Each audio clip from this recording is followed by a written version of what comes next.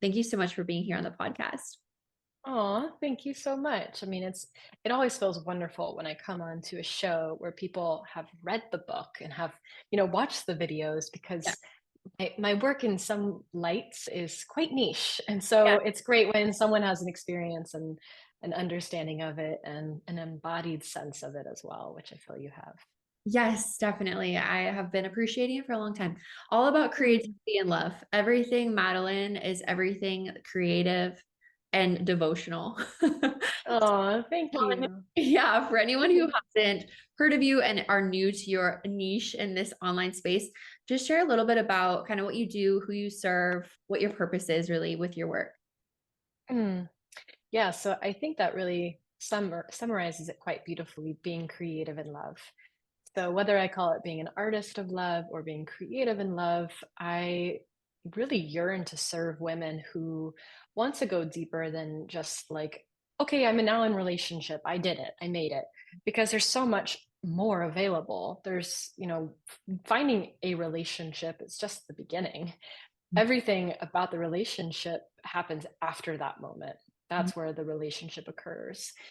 And there are so many modalities out there around relationship and therapy and working through things, but there's not so much outside of polarity on how do we create spontaneity and spice and eroticism and comedy and all these ingredients. How do we know as oracles in love when these ingredients are needed so that our relationship goes deeper or has more play? Because, I mean, if we're really in something for the long haul with someone, there's going to be all these different seasons and phases of the relationship where things go stale, or we get stressed, or resentments build up, or both people just feel a little lost, or one or the other does. And if we're really using relationship as our deepest spiritual practice, those moments where we enter this kind of season or phase actually can give us this like, ooh, as an artist, how do I like steer the ship into da da da a little bit more? Or how do I help us move through this as a priestess? Or how do I like, you know what, we are so done with fighting about the same thing. Maybe I should bring a little bit more comedy into our fights and just like try to break up this fuckery that we keep finding ourselves in. That's what an artist does when they are using their artistry in love. And I love to serve the kind of woman who gets off on that. It's so beautiful. I love how you articulated that. And I feel like that's Mhm. really what comes across in your work from my perception as well, even in like the comedy aspects of like the reels that you create is like how can we Mhm. take seemingly like normal situation and like bring some sort of like playfulness into it. I remember the one of the reels that you created that's coming to me is like when the boyfriend doesn't put the toilet seat down. Oh, yeah. Making him you like write him like a little like love letter and you put it like on the toilet seat and like you create like humor Yeah. instead of being like that nagging woman. Thank you. Yeah, yeah, that was a while ago. That's Yeah, it was a long time crazy. I forgot ago. about that. Forgot about that video. Yeah, that's funny. Yeah, it's like why don't we try to make art out of seemingly small things that we can like milk it. It's like it's a Exactly. daily life thing. Like, okay, the toilet seat is up. But instead of just like lowering the toilet seat and becoming resentful day after day after day after day, why don't we just like let them know, like, hey, my love, I would love for the toilet seat to be put down, but don't just say it. Do it in a way that's playful and Yeah. artistic, in a way that's actually going to make them be like, ha ha ha, that's funny. Because Yeah. that definitely would bring more love. That would liberate love by someone writing a love note about the toilet seat that only probably makes everyone smile and laugh. Exactly. And I think that's a beautiful part about all of it too, is you're not only like bringing more joy to your relationship, you're bringing more joy to like your experience of this lifetime as well.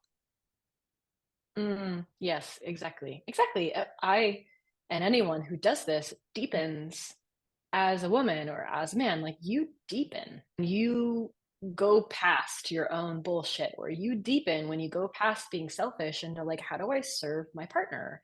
You deepen when you expand your capacity to hold the dark and the light. So being an artist of love is also about expanding your capacity to let in more, to give more, to offer more, to be more of service, and um, to do things for the sake of love, Yeah. ultimately.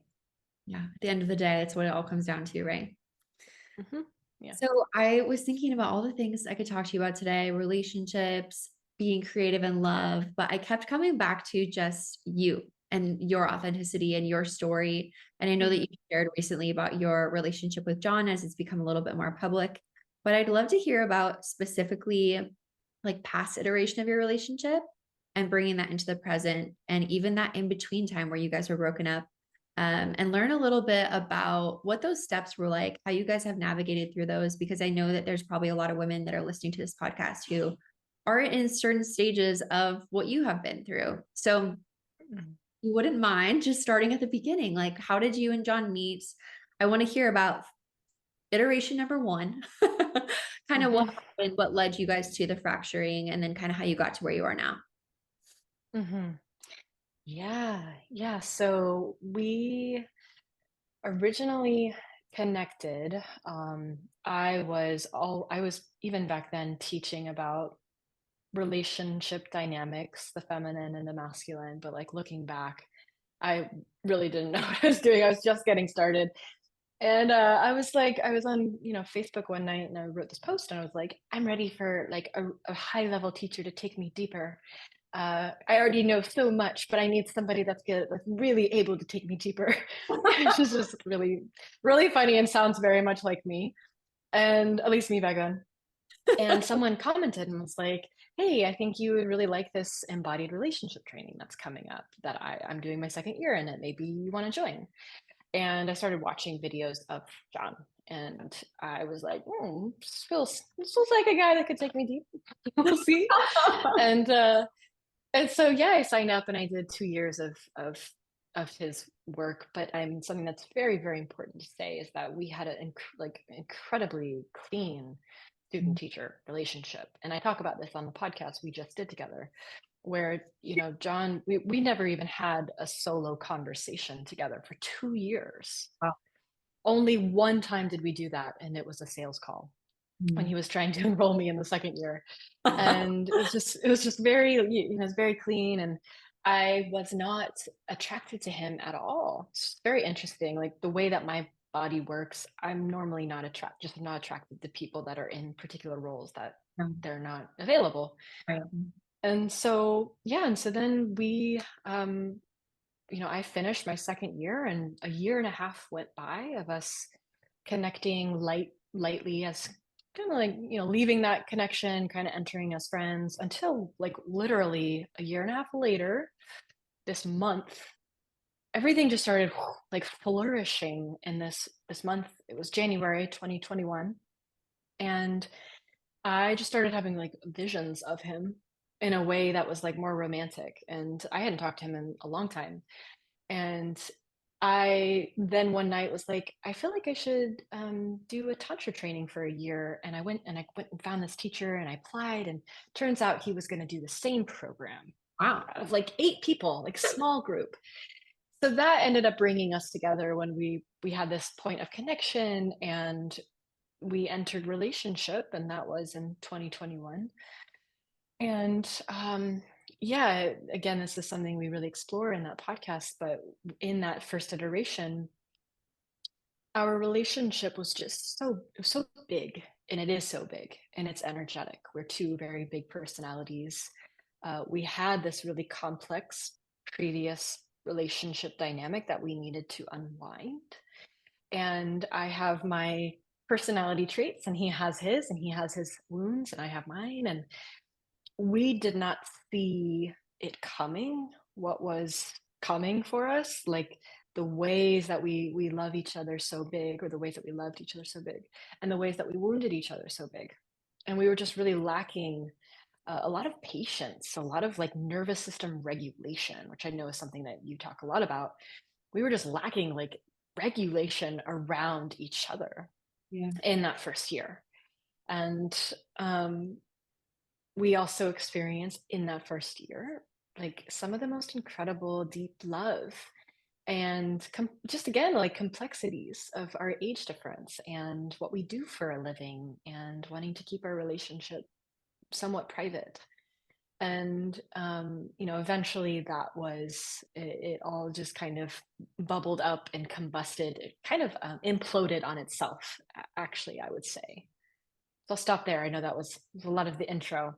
That's okay. I think it's beautiful intro. Yeah. It's exactly what I asked for. So I Okay. think I'm understanding. Sounds like a lot of like nervous system regulation and a lot of things coming up pretty quickly that you weren't anticipating. Um, so it was about a year before you guys broke up that you were together. Yeah, we were together for a year. Hmm. Yeah, and then we've had some back and forth, in out, in out. So we were about a year, and then we did separate, and then we got back together for a couple months, and then we separated again, and Okay. then that's when we had our actual breakup for a full year. Okay. And then during that time, were you like, we're done, there's no way? Or were you kind of like still thinking about him and thinking you would be like get back together? Like, what was that like for your experience in those moments? Like, Yeah. what was your attachment like? Yeah, that was one of the hardest things I've ever done in my life. It was so much deeper than so much deeper than like I'm breaking up with John. John and me are breaking up. It was so much more than that. There was something about, at the beginning of our separation, when we first separated, what I can really own is that we separated. I broke up. We broke up very quickly. It Okay. was like a quick phone call, which is, you know, for me speaking for myself, what I can really own about that is that my patience of working through a thing was so small. It was just very small.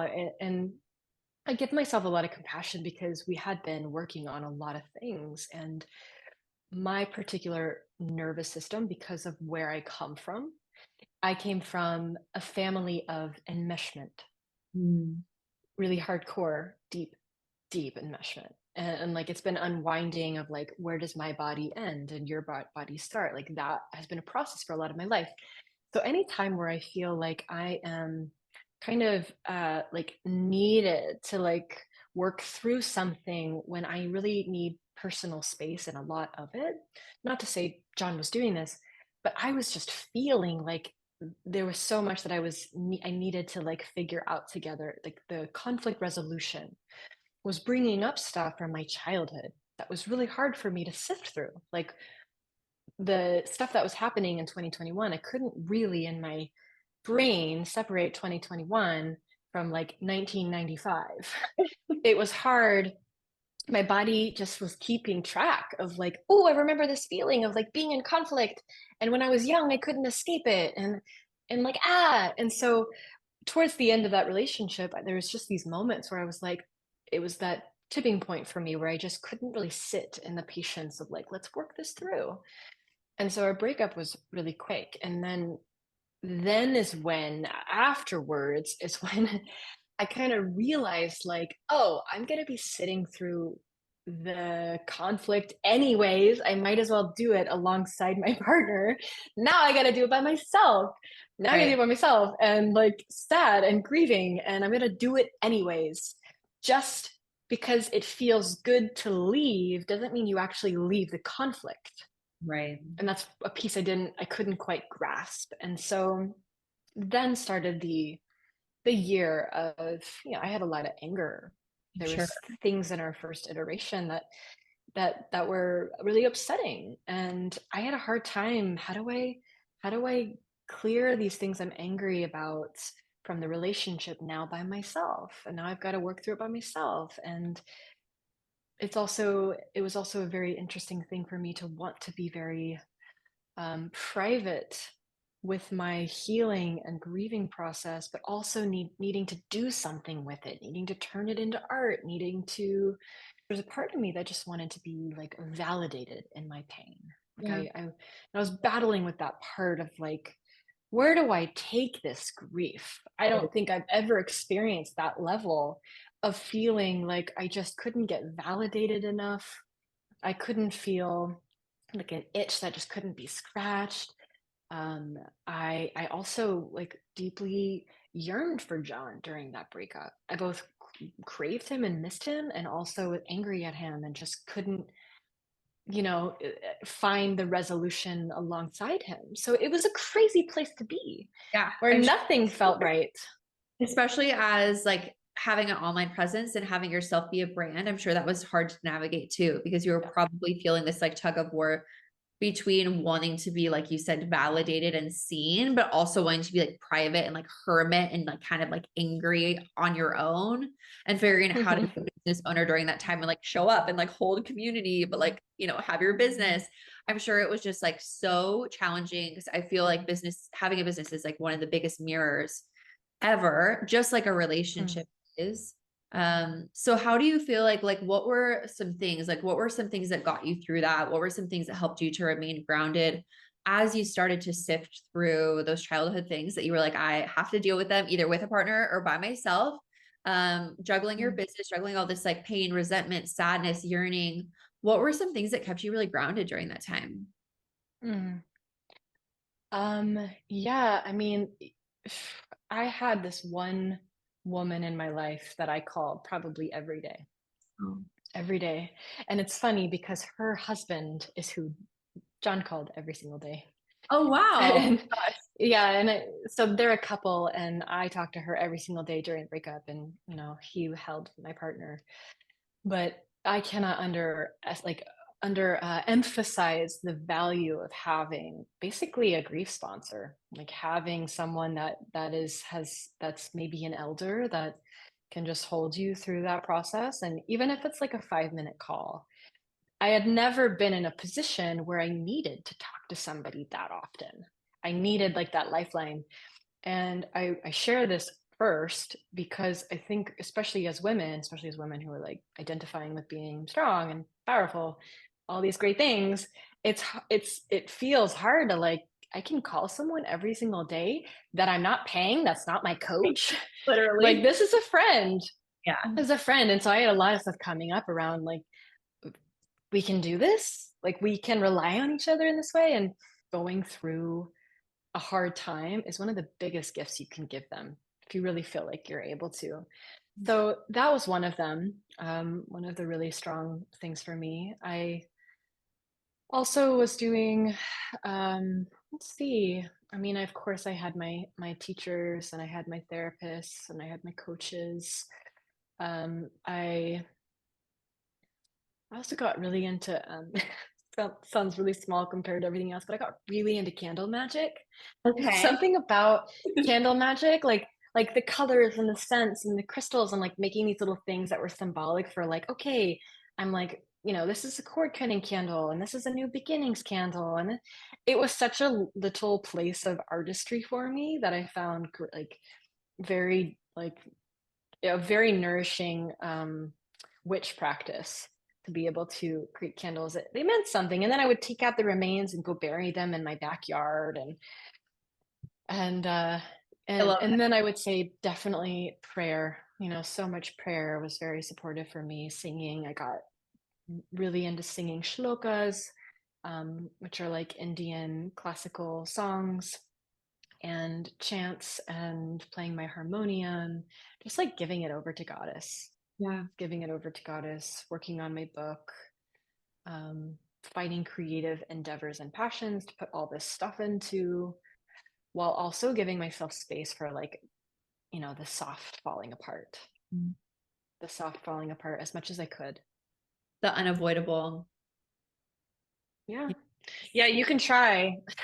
You can try. I mean, when we first broke up, I remember immediately I was like, okay, now I'm gonna make $1 million, and I'm gonna find my real partner, and I'm gonna build an empire. Like, I just so like went into all the things that were like move forward, just total capitalist mindset around just go, go, go, go, go, go, go, make the most you've ever made.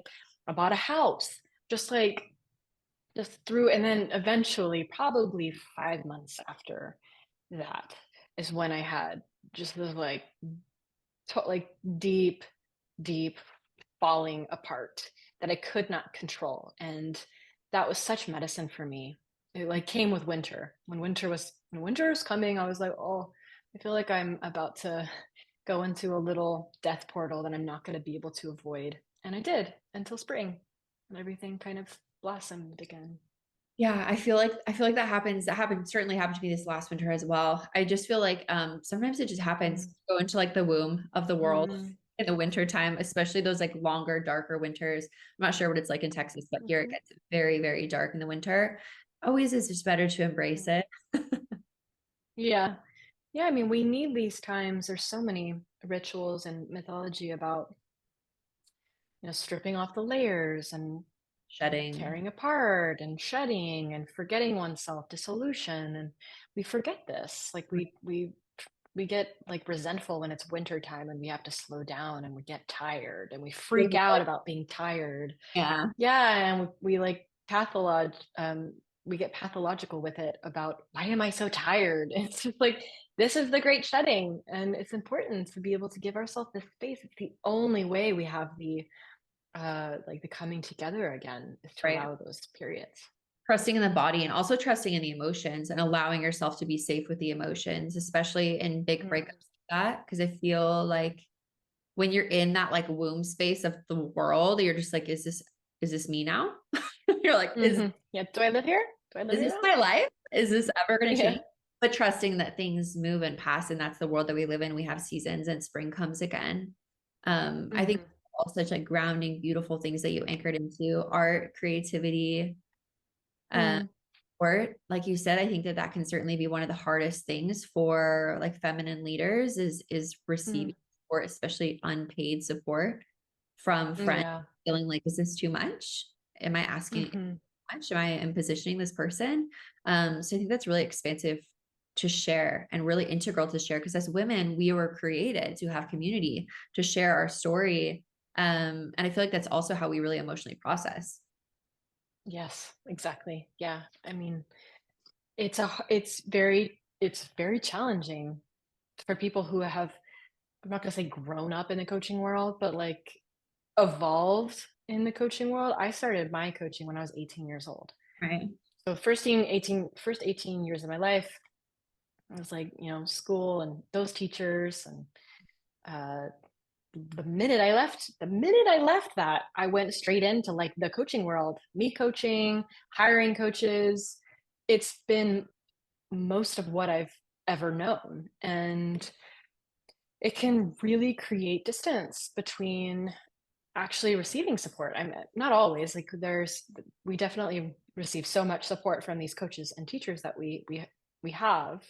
My coach that I've been working with for years is like kind of like a surrogate mother to me, and we have blended the boundaries between teacher and like surrogate mother. So we feel like Yeah. family now, and that's such a gift. Gosh, But also, there needs to be the relationships we have with community, forgetting like the roles and really leaning on community in these hard times that we go through, and especially community that's going to be a mirror and a reflection for us and show us where are we still giving away our power, or where are we out of integrity, or where are we misaligned. Okay, you say that you love him and miss him, but these are your actions and these are what you're doing, this is what you're doing. And it's really important to have people that will hold us to a very high standard, but also holding us while we fall apart. absolutely. So during this Mhm. time, you got back together with John, you said one time. So we did before the year long. Oh, okay. We had a For the year year long. long. Mhm. Year long Mhm. happened. And then what was it like the getting back together? Like, how did that process happen? And did you anticipate it? Mm. I definitely did not. Okay. He actually entered a new relationship with somebody, Okay. um, and it was honestly that for me, him doing that was kind of the final nail in the coffin for Yeah, me sure. to. I had already let go of us as relationship, but that was really the nail in the coffin for me to let go of my resentments. Mm. I was still holding on to a bucket of shit, Yeah. and it was him doing that I was like, okay, well, what am I going to do with this bucket? Because now I'm really not going to get anything from him because he's no longer like, he's moved on. Right. He is somebody else's man. He's now truly my ex Yeah. in a new way. And making memories with somebody else. It's like it was like at that moment where I realized that, okay, I'm the one that's suffering from holding this bucket. Like he has love now. Like as long as you have love, you're doing pretty well. And so I wasn't going to want to harbor this anymore for myself, because I also wanted to move forward, at least in my heart. At least in my heart, I just wanted to let go. And I also just realized naturally, I was like, no amount of list writing about my resentments was ever going to cancel out the love I had for him. I Yeah. realized that I just still loved him, not necessarily in the romantic way, Right. but I realized I just still like, I love John. Like, I just love John. And that was something that I could not feel when we were together before. And I knew this. I knew this in our first year. I remember we had a session with my teacher, and she was like telling me my work was to try to see if I could love him without him being mine. Hmm. And what that really means, it's not just loving someone because they're yours, but what that really meant was I could not love him unless he was being who I wanted him to be. Right. That's what mine was. It was Yeah. like, be who I want you to be. And it was getting in the way of me just loving the man in front of me. And that's why I had resentments. Yeah. So No, it that, all just like, it's just this big cycle. It's a very vicious cycle when we, in our mind, are holding on to this vision of who we think our partner should be, rather than just being with who they are, and like asking yourself honestly, can I be with this? Can I be with this version? We hold it, we hold on tight to this vision of who we want them to be, and then we get resentful sometimes because of that. And yeah. so when he moved forward, that was when I realized, like, oh, I now can just feel in an embodied sense. I can feel in my body all this, all the history, all the past, all the lists, all the stuff. I was like, oh, I actually can really sit in the love that's here without attaching it to all the things that I'm angry about. I can just be with the love, and that's forgiveness. And that's what I finally got to touch, was this sense of forgiveness. And I basically sent him where I said, basically, I forgive you and I set you free, and I hope you're happy, and I wish you and your new partner all the best. And he received that with open arms. He, was very, I call these olive branch gestures in relationship. It's when you're the first to open, you're the first to make an offering, you're the first to pave a new way. And so in that moment, I extended an olive branch, and I paved a new way for us to just, like, as humans, love each other from afar. And eventually that relationship ended for them. And he, at the time, really wanted to have a reconciliation with me still. So when they broke up, he wanted to like have a repair Yeah. conversation with me.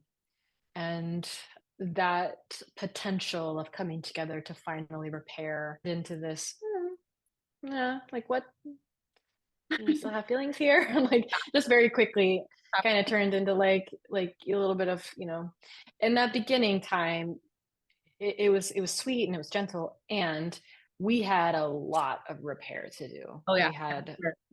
We had months, we had a month of just long distance repair. Okay. And then we had, I think, pretty much 2 months of being in the flesh together, repairing. There's Mm. a lot of repair, a lot of like, moments where we're like, la la la la la, this is fun. Wait, my heart hurts. And then the other person would kind of have to be like, all right, what's going on? It was like unpredictable moments of the pain arising or the fear arising, like, oh my gosh, I'm about to trust you again. Ouch, wait, pause. Let's like talk about the past real quick, because I'm feeling really tender and vulnerable. So there was a bit of like start, Right. stop, as we were Push-pull. like leaning in. Yeah, and then we had to, but we never quite pulled away. It was more just, we're like creating new memories and trusting each other, and then we'd have to stop to like regroup, pause here at this level, talk about some painful things, be heard in it and acknowledged, and then we could move forward again. So for those who are in those tender moments of repair.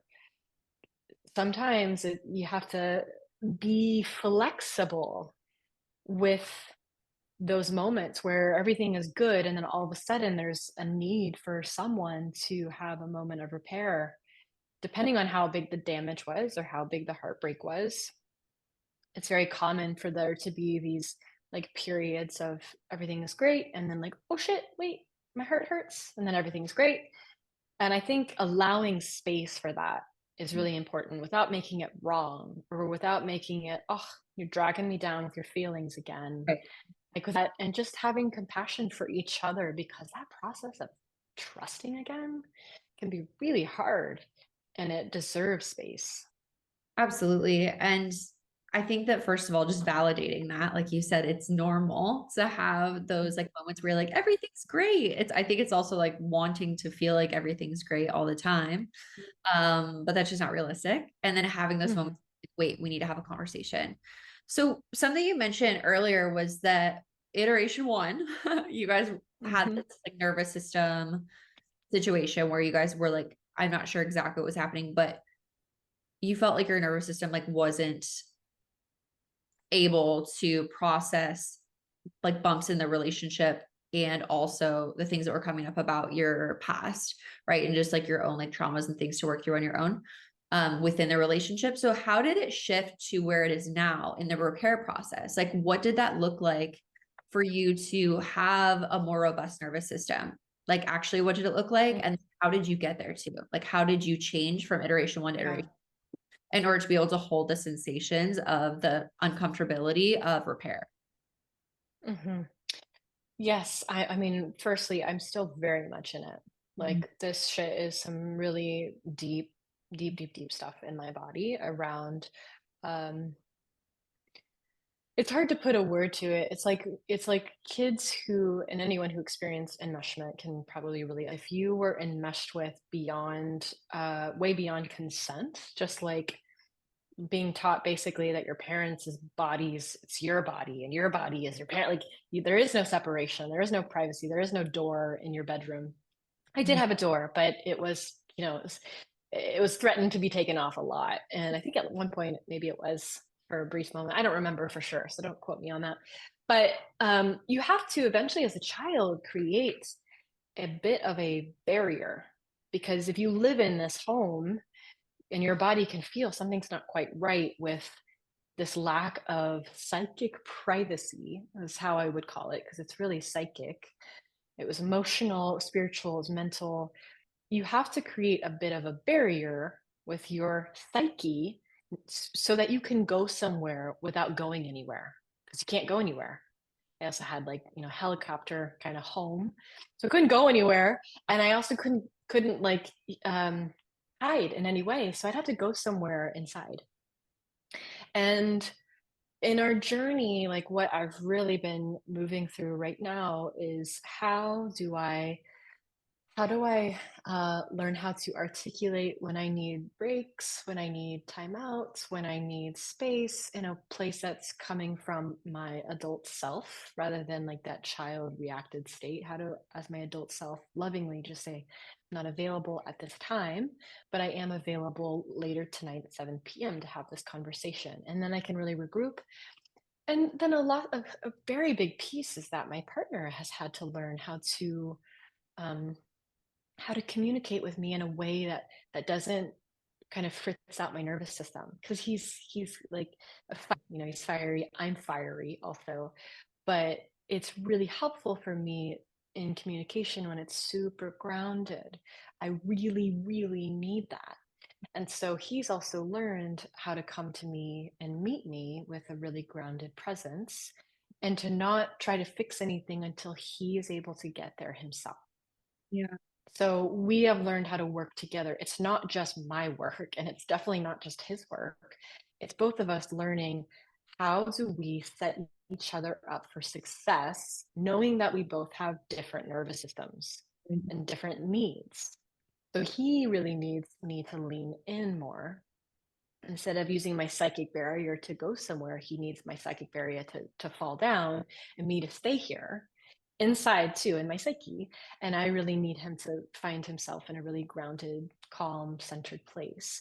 So when I lovingly kind of wash away my barrier, and he lovingly, calms his voice, and we really can find this place of groundedness. We can do it really well, and it's taken 2 years. So for any like relationship, any couple that's really struggling with their communication style, I think there's some pretty beautiful magic when couples are they have two different communication style, and it really bubbles up when there's a fight. But it's really magical because it makes, if you choose to like be a yes to the assignment, it makes you a deeper person. It makes you have to really get honest with your wounds, be clear for what you need, be clear on how you still protect yourself in ways that you don't need to, care about something beyond just you, beyond just your wounds, and be of service to something bigger than you. And that's what having opposite communication styles will do for you. It's easy if you're just the same, Right. everything's smooth. And not to say that that's bad or wrong. I know many people that have very smooth sailing communication styles with their partner, but I'm grateful that I'm being forced to grow in these ways because of how much I love him. Yeah. Like, that's the real magic. If I didn't love him like this, I would not be doing this. Are you fucking kidding me? I would be writing more books and doing different programs and traveling the world. But it's like, this is the power of love. I love this man so much that I want to be this woman for him, and I've taken this on as a spiritual practice. And him, same for me. His like desire to make me happy and to grow with me and to create a family with me is so big that he's also rooting down and doubling down on the work so that we really can be that safe haven for each other. Yeah. I think that devotion piece is everything. Like you have to be so in devotion to the man in front of you and also to yourself in order Yeah. to move through these things. Hmm. And that was Yeah. the question that I wrote down before we even hopped on this call was how did you know, especially when you were coming out of that in between time, how did you know that John was the one that you were like, I want to work through these things with this man instead of, because I feel like a lot of women are like, oh, I'm just gonna go find someone else, or I'm gonna go find someone with my same communication style. How was like, what was that decision process like for you? Was it just instant and did your body just like 100% no, or what was that experience like? About being Yeah. back with John. Yeah, well, I dated other men in that year. I definitely dated other men. I Yeah. was going to dating events. I was swiping right, swiping left. She was I like, was going, yeah, so I was swiping. I was going out to like, places where you meet people and getting asked out. I was feeling myself. And I had multiple different like textures. Yeah, I yeah, was like, all these younger guys more my age, maybe a little bit older. And even with all that, I was still just like, this is nice. yeah, Great. They were great men. I was like, this is nice. And it wasn't super, it wasn't conscious where I was like, and John. It yeah, was more so, and this isn't what I crave the most. Like, this is beautiful, this is lovely, this is nice, but I want to go much deeper. I want to go much deeper. And I was really clear on that, and happy to wait until I felt that I met that man. And I wrote about who this man is. I was very clear in my like manifestation, and I had this whole beautiful list of like my magi man, my sacred magi man that wanted to drop the veils with me, and uh, like enjoy doing shadow work and sacred theater, and had like a luxurious sheepskin aesthetic. And it's like, that's exactly my partner. yeah, And the interesting thing that I look back now is it was, see how I say this, what I wanted always was just the highest version. It's not necessarily about, is John the one or not? It was like, this, I want this, and I want a higher version. I want like us to have more love, more integrity to each other, more devotion, more union. But I was never really like, it's not John. Yeah. I was more so saying, it's not this, Yeah. This ain't it. not this. It's not, this isn't it. So what I want is like this. And I'm going to let go and see who is this up here? Who is this? And it just so happened with all of his work that he did too, and the work that I was able to do, we're now here. Right. And I love to point out to people who are in relationship when they get caught in this question of, is it him or not him? Is it him or not him? I ask them to get really clear on what is the texture, the energetic, what is the highest version of the relationship you're looking for. And instead of focusing on if it's this person, focus on creating that and see if they can meet you there. Mm. See if they can meet you there. And stop focusing so much on the human being and focus on the energetic of the relationship you're wanting to create. Step into the For essence. you, Yeah. yeah, for you to step into that, because that version that you're looking for of him is going to call for a different version of you, without a doubt. And you can't really have that unless you're also in pursuit of stepping into that highest version. And it took a gnarly breakup for us to be able to get there. And we still have like that next layer. Okay, so we're here and we have this next layer, and how do we now embody that next layer of being the parents we want to be, and to have even more calm nervous systems and sustainability and this and this and this. And yeah, so it wasn't, definitely wasn't clear that I was going to be back with him. It was actually the time that I let him go the most. I was so ready to like continue dating and see what else was out there, and it took me by surprise. And I was also very quickly a yes. Yeah. Very quickly, I was like, yes, this feels right. Feels like it was clear in its own timing. Like you just kind of were flowing with life and life was like, this is it. Yeah, exactly. Exactly. Yeah, I was really blessed. It's so beautiful. Your guys' story is so beautiful. I'm really grateful that you guys are willing to share it publicly because I'm sure that it's Mm, transforming so many people's own perceptions of their own relationships and reminding people of what's normal and what's possible. And also having these conversations is so beautiful and appreciating that things aren't always are rarely this cookie cutter relationship that I think a lot of people perceive mm. people to have. Yes, exactly. Oh yeah, it's totally not what we have in any way, shape, or form. Like we have a very unconventional relationship in a lot of ways with how we met and our age difference and what we do for work. Right. That's what I mean. And Like it's so expansive. It's so expansive yeah. to share and be vulnerable about it. Because yeah, like I said, especially social media presence, especially both of you being like in authority, and like especially the relationship space, it can be easy to make assumptions. So I really appreciate your vulnerability online just as your practice Mm, you teach, but then also within your relationship. So thank you to both of you for that as someone who gets yeah. to. I'd love to ask you about resentment and what that has been like, because I know, especially post breakup, but really just post any sort of argument, any sort of conflict in relationship, a Mm, lot of people, I would say, especially women, but I just don't work with men, deal with resentment. So I'd love to hear practices that you work on with your clients, practices that you've used yourself. How do you recommend moving through resentment? Because I feel that it's such like a sticky energy. It can feel like mm, a hard energy to get away from. hmm. Yeah. I'm thinking of three different methods, and we'll see if I can remember all of them once we start Okay. talking about the first one. So I've, like I said, like it's been a bit of a like, okay, how do I figure out how I do resentments? Because I got them, but the process of clearing them and talking about them has been a challenge for me because they can be a little draining. At least the way we used to do it. We've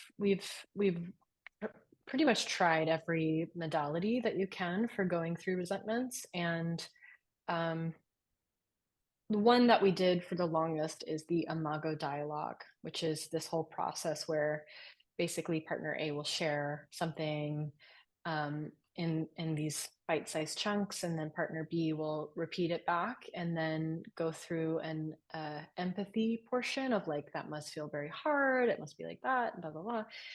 And that was a little challenging for me just because you have to repeat it back, everything that the person says. And it was always hard for me to to like listen verbatim to what my partner was saying, because you have to repeat it back verbatim, and that's very stressful for me. It's just like I hated it, and I think that was really, the main piece of why it was challenging for me is because I couldn't feel what you're saying. It's like there's such a tight masculine structure to it of like repeat back verbatim what your partner says, Yeah, that I'd be like trying be back in school, like in the marching band camp, trying to remember my steps. right. Just wasn't good. Wasn't good. So there's a couple different things that we've done before that I think I pass on to my clients for them to kind of feel and what they like to do.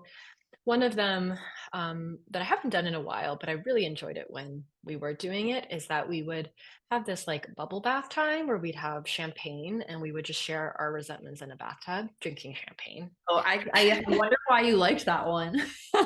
Yeah, exactly. It's like it's just if you're what a beautiful way to like soothe your nervous system in Yeah, a place that could otherwise be totally. triggering. And Feel so we really would just, held, like luxurious yeah.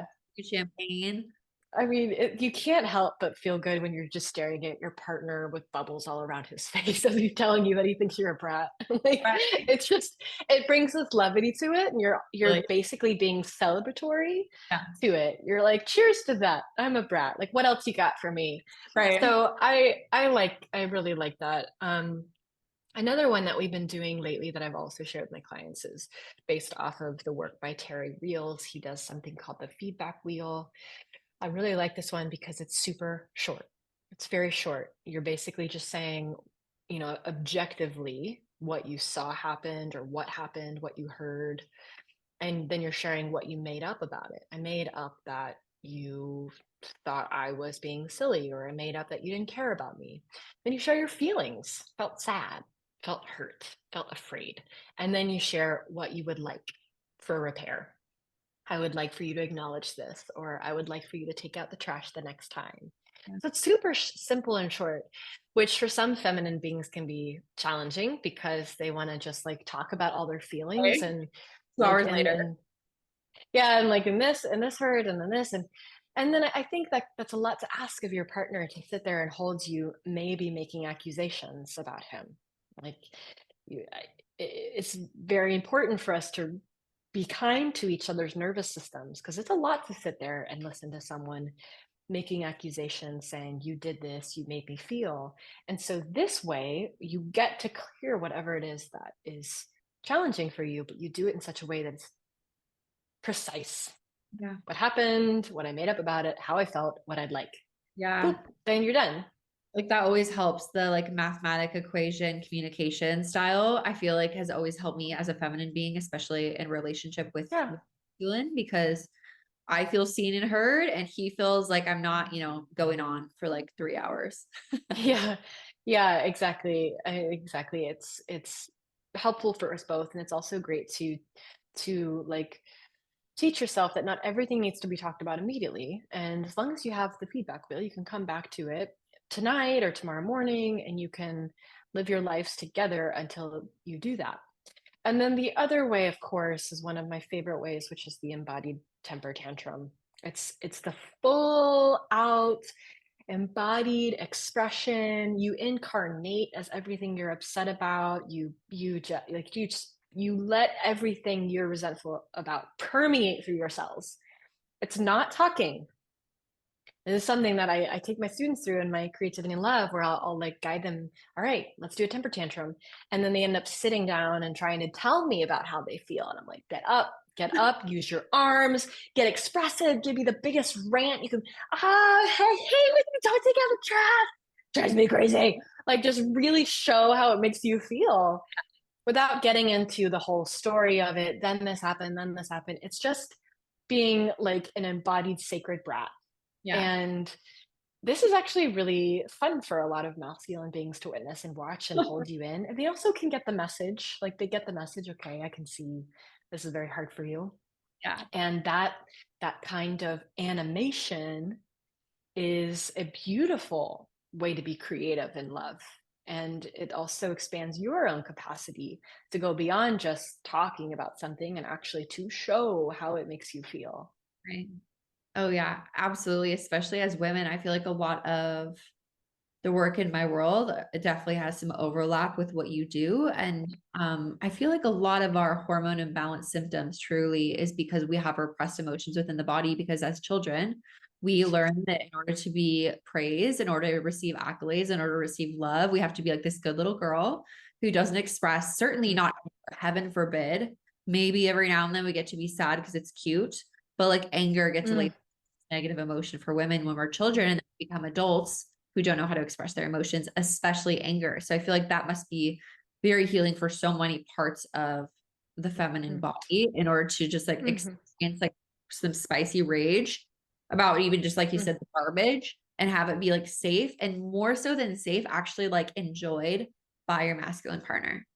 Yes, exactly. Exactly. Yeah, not everything needs to be worked through in the same way. Right. Not every time is a feedback wheel time. Not every time is a champagne bathtub time. Not every time is a embodied tantrum time. But it's nice to have these different tools Yeah, that we can exactly. feel into. What's really gonna do the trick for me to let this go for Right. good? Right. Amazing. I love it. I love how applicable they all are as well. Oh, good. I think those are all my questions for you about your relationship. I have some fun little rapid fire questions, but is there anything you wanted to add? Anything that feels like it's coming up for you today that you want to share with this podcast? Just that I would just love to emphasize to anyone that is going through anything that feels remotely similar to what I was experiencing, that two people, if they let old versions of themselves die, and if you let through your mind's eye who you want your partner to be die, you actually stand a very great chance to recreate on a stronger foundation the relationship that you actually want. But part of it is them doing their work, and part of it is you doing your work, and part of it is allowing the way that you demand it to be fall away and really see what's here right now and work towards like both of you doing your individual work to work towards like the deepest stance of regulated nervous system and love and care and devotion that you can, while also surrendering to the greater the greater goddesses at play.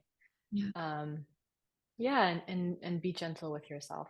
I feel like this is such an intense process and a lot of people are relating to it, and sometimes you feel really crazy, and it's okay to feel crazy. It's okay to not know. It's okay to be afraid. It's okay to ask for help. Yeah. Beautiful. Yeah. Thank Yeah, you for thank sharing that. you. Yeah. So a few little questions, rapid fire, like whatever comes up, comes up. Don't have to think about it for too much. My first question, what are some common threads or maybe just one common situation that you're seeing right now in the collective of the clients that you serve? I think a big piece is moving out of both. There's like the kind of lethargic, depressive, I don't know how to move my energy state. And then there's like the discharging energy left and right. I don't know how to hold my energy. Both of those poles, I work with both of those. And it's finding that place of containment of your energy and also expression of your energy.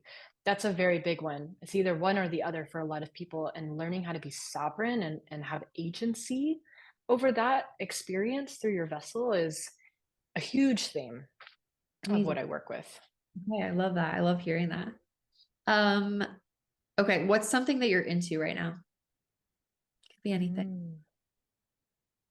Something that I'm into, I just got a Mercedes and I'm really into it. Ooh, I'm It's sure. like such an upgrade from my Kia Soul. Just like it's like I'm like very happy, and I that's the first thing that's popping up in my mind right now is I love how that. nice it is to just Congratulations to have a on the new thank whip. you. Yeah. Thank you. You're Thank you. welcome. Relationship advice for 10 years ago, Madeline. 10 years ago. So I was 22. Um gosh.